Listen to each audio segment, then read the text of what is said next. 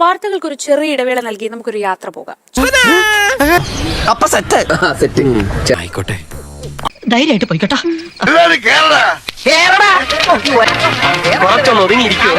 ചുരുളിയിലേക്കുള്ള യാത്ര.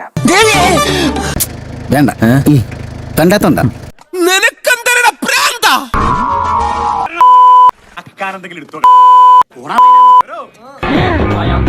ഇങ്ങനെ തെറി വിളിക്കല്ലേ, ഒരു മനുഷ്യനാണ് ഞാൻ. ഇനി 3 ദിവസം കഴിഞ്ഞ് എഴുന്നേക്കത്തുള്ളൂ. സാറാ ആൻ്റപ്പൻ്റെ ആരെങ്കിലും ആണോ? അവനാ ഈ നിലവാരത്തിലുള്ള വൃത്തിയായിട്ട് ഉപമങ്ങളൊക്കെ പറയാറ്.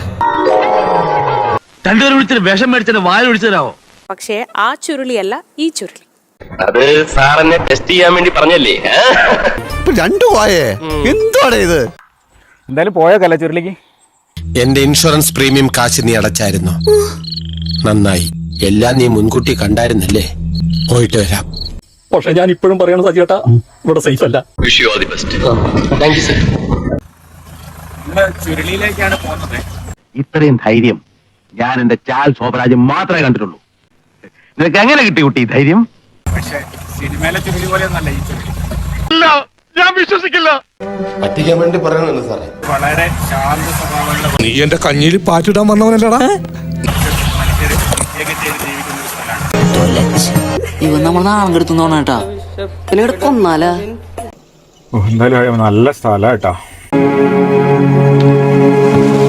അയ്യോ, മുതല എഴുந்திരിങ്ങ.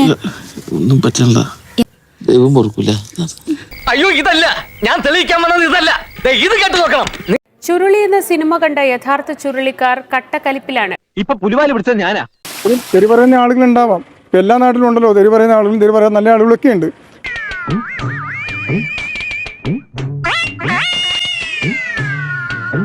അത് പക്ഷെ ഒരു നാടിനെ മുഖത്തോടെ അധിക്ഷേപിച്ച് ഒക്കെ നമ്പറായിരുന്നു അല്ലേ?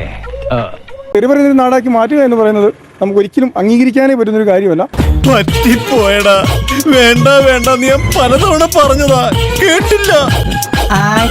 ഞാൻ തന്നെ അതിനു വേണ്ടി വന്നാൽ പറയും, അല്ലാതെ ഇപ്പൊ ചുമ്മാ തെറി പറയേണ്ട കാര്യമില്ലല്ലോ. ഇയാളോ? ഇവിടെ നിരവധി വിദേശ ആളുകളെല്ലാം വന്നു പോയിക്കൊണ്ടിരിക്കുന്നു. ഞങ്ങളിവിടെ അസഭ്യം പറയുന്നവരാണ് ഇവിടെ ആളുകൾ യാത്ര ചെയ്യുമോ? സമ്മതിക്കില്ല, ഇത് ഞാൻ സമ്മതിക്കില്ല. അച്ഛപ്പി ഞാനോട് തല്ലാൻ. ഇത് ആരാ പറഞ്ഞ തെറി പറയുന്നന്ന്?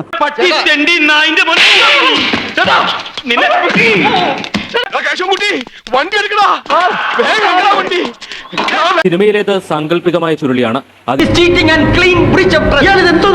ഇതിന് തങ്ങളുടെ നാടുമായി ബന്ധമില്ല. ചുരുളിക്കാരിൽ തങ്കന്മാരില്ലെന്ന് ഇവർ പറയുന്നു. ചേട്ടാ, ഈശോ മിശിഹായ്ക്ക് സ്തുതിയായിരിക്കട്ടെ. ചുരുളിയിലെ കാര്യങ്ങളൊക്കെ ഒന്ന് ചോദിച്ചറിയാൻ വേണ്ടിട്ട് എന്തിനാ ഇങ്ങനെ ഓരോന്നിനെ സൃഷ്ടിക്കണേ? എന്തായാലും സമാധാനം ഉണ്ടല്ലോ, വേറെ പ്രശ്നമൊന്നും ഇല്ലാണ്ട്. ഇതാണല്ലേ അപ്പൊ ഞാൻ ഉദ്ദേശിച്ച സാധനമല്ല. ചെറുപ്പക്കാരല്ലേ, ഒരു തമാശ ഒക്കെ ഉണ്ടാവുമല്ലോ എന്ന് വിചാരിച്ചാണ് ഞാൻ വന്നേ. ഇനി നമ്മൾ പഠിച്ചു. Good bye.